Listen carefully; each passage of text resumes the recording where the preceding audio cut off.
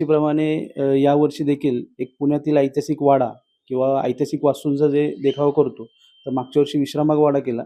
तर त्याच गणपतीनंतर एक 4 महिन्यामध्ये आम्ही एक ठरवतो किंवा येत्या गणपतीला काय करायचं. तर ठरल्यानंतर लाल महालाची प्रतिकृती करावी, असं एक डोक्यात संकल्पना पहिल्यापासून होती. आणि एक शिवाजी महाराज ही संकल्पना आपण जेव्हा विचारात आणतो किंवा बघतो, तेव्हा तो एक विचार वेगळाच येतो, की बाबा एक महाराजांचं काहीतरी आपण करतोय. तर लाल महाल करताना आपल्याला एकच डोक्यात होतं, की चारही साइडनी तो करावा. कारण आत्ता जो आपण लाल महाल बघतो, तो आत्ता आपल्याला ओपनली 2 साइडनी दिसतो. तर बाकीच्या दोन्ही बाजू त्याच्या ज्या बंद आहेत, तर त्यासुद्धा आपण कराव्यात, अशी एक संकल्पना डोक्यात होती. किती दिवस लागले सगळं तयार करण्यासाठी हा देखावा? हा देखावा तयार करण्यासाठी 1 महिन्याचा कालावधी केला. म्हणजे गणपती 27 तारखेला बसणार होते, तर मागच्या महिन्याच्या 27 तारखेपासून या देखाव्याची सुरुवात घरामध्ये झाली होती. तर तुम्ही अगदी हुबेहूब देखावा तयार केलेला आहे. हं. त्यामधील जे फोटोज आतमध्ये लावलेले आहेत, ते फोटो कशी संकल्पना सुचली?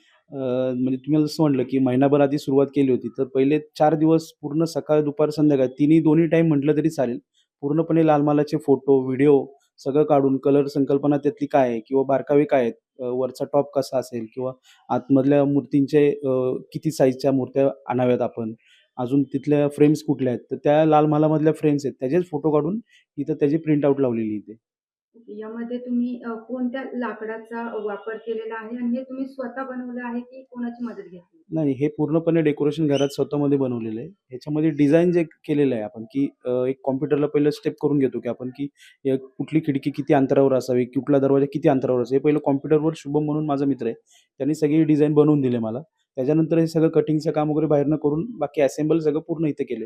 कलर काम असेल किंवा काय असेल, हे सगळं पूर्णपणे इथेच केलेलं घरामध्ये.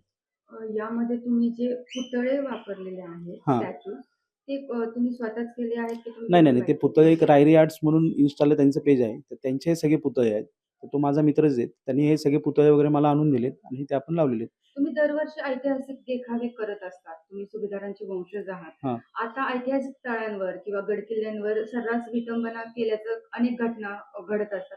तुम्ही त्याकडे कसं पाहता? मी तर म्हणेल असं, की ऐतिहासिक वारसा जर आपण जपत असेल, तर गणपती बाप्पा दरवर्षी प्रत्येकाच्या घरात येतो. तर तिथे आपण एक ऐतिहासिक वारसा आपण जपावा.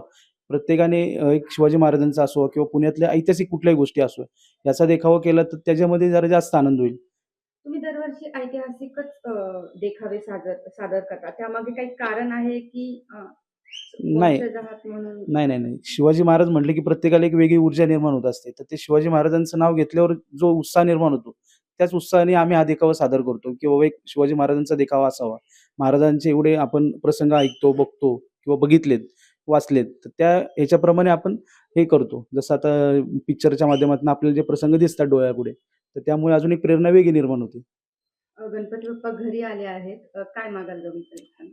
काही नाही, दरवर्षी ऐतिहासिक वारसा जपला जावा आणि बाप्पाच्या आशीर्वादाने वेगवेगळे देखावे घरात साकार करण्याची ताकद निर्माण होईल. आता isakal.com आहे देशातील नंबर 1 ची मराठी न्यूज वेबसाईट. प्रत्येक अपडेटसाठी isakal.com ला नक्की भेट द्या.